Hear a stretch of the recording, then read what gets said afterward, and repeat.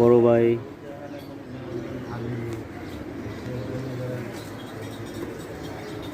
2 দিন বন্ধ ছিল। 2 দিন বন্ধের পর আজকে অফিসে এলাম। অফিসের সামনে আইসা ওই যে বড় ভাই জিল্লু ভাইয়ের দোকান থেকে একটা বিড়ি নিলাম। বিড়িটা খায়া অফিসে ঢুকবো। সবাই দোয়া করবেন।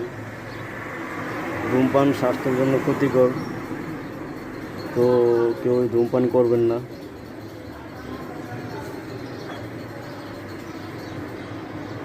সারাদিনে ডিউটিতে থাইকে ভাই কোনো লাভ নেই।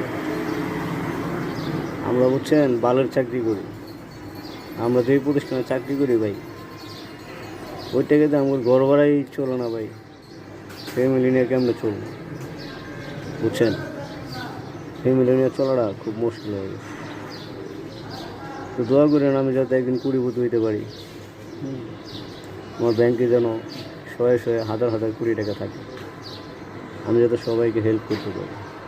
দোয়া করবেন।